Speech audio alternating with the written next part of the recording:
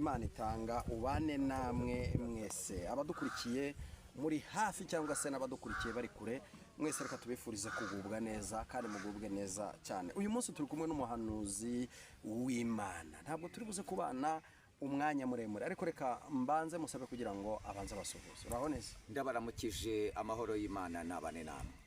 Yesu nashimwe cyane. Yesu ahimbaze. Umeze neza? Nukuri Uwiteka araturinze. Yego. Nkuko umuririmbyi yabivuze ngo akanwa kacu karacyumva uburyohe. Nukuri turacyumva icyanga, turatapfuna ku bya Yesu tukumva tuguwe neza. Tukumva birimo kwinjira. Haleluya. Reka ngusabe kugira ngo usuhuze abakunzi bacu ubundi uhere ko usenga Imana. Abadukurikiye abari kure abari hafi hano mu Rwanda ndetse no mu bihugu bya kure turavuze ngo Yesu nashimwe, ubuntu bw'umwami wacu Yesu bubonerwa muri Kristo bubane namwe mwese. Amen. Reka dusenge Imana.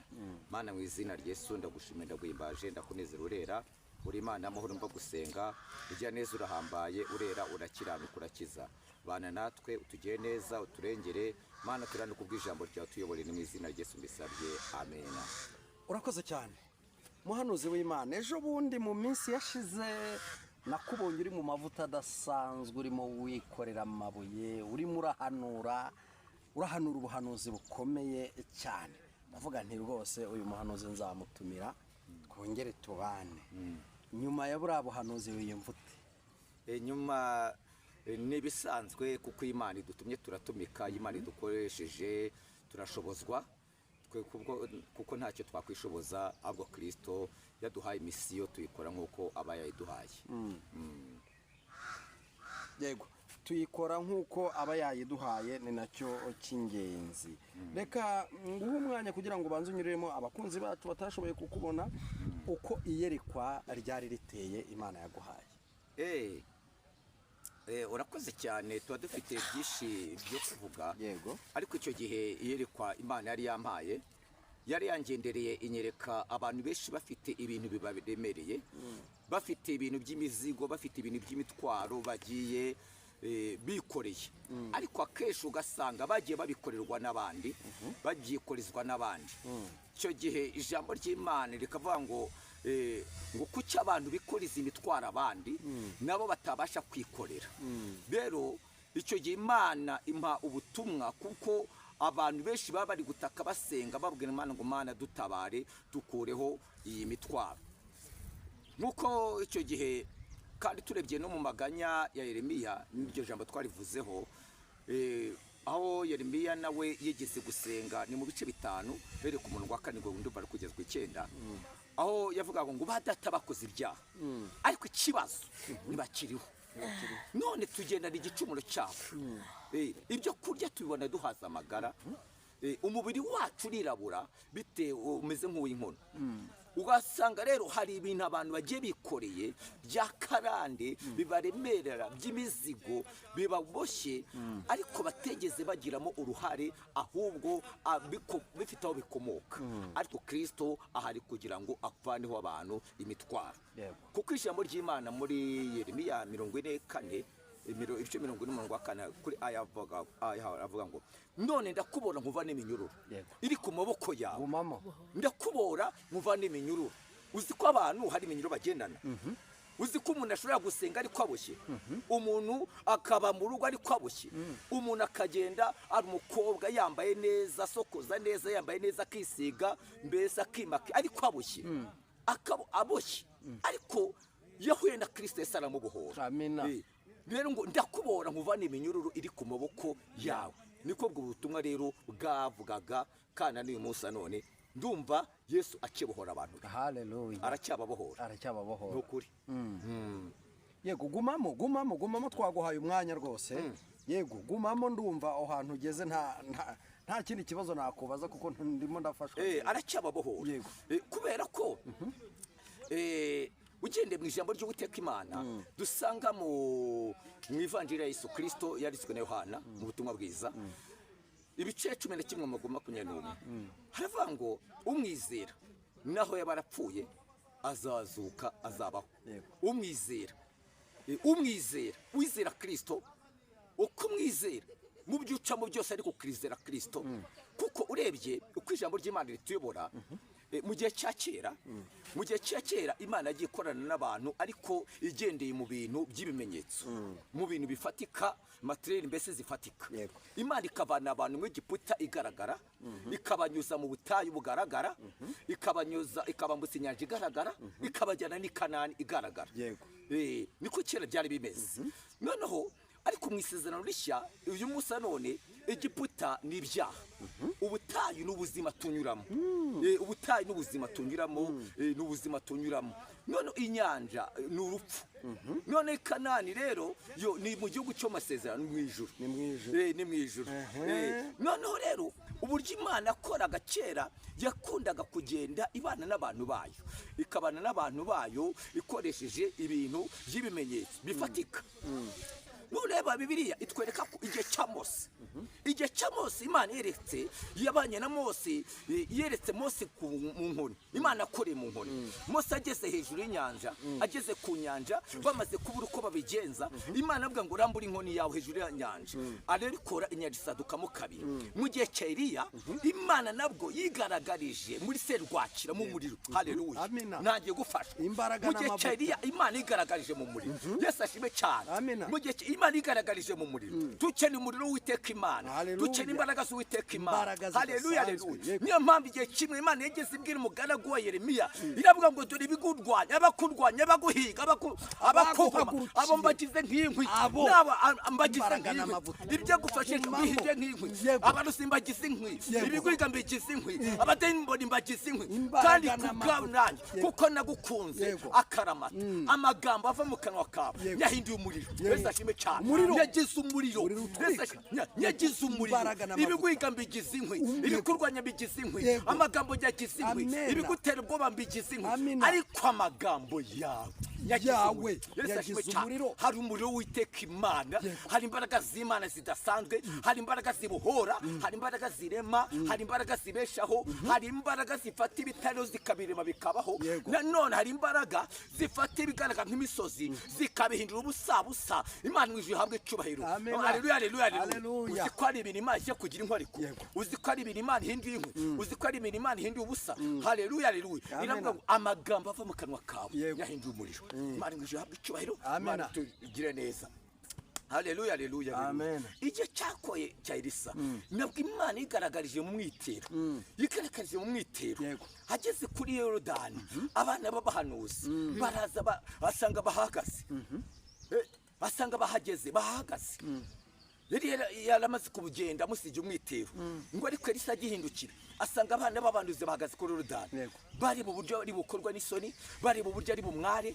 Wari uzi ko ari igihe umuntu aba mu kibazo ukagira ngo hari n'abagufasha gusenga, kumbe rimwe na rimwe ahubwo hari abagaza ahirengeye, bareba uburyo buri busebe, bareba uko biri bugende, bareba uko biri bugende. Ibatugire neza ngo bakimubona, uzi amagambo bahuye. Haleluya, haleluya. Uzi amagambo bamubwiye, kandi ibaza abo bana bari 40.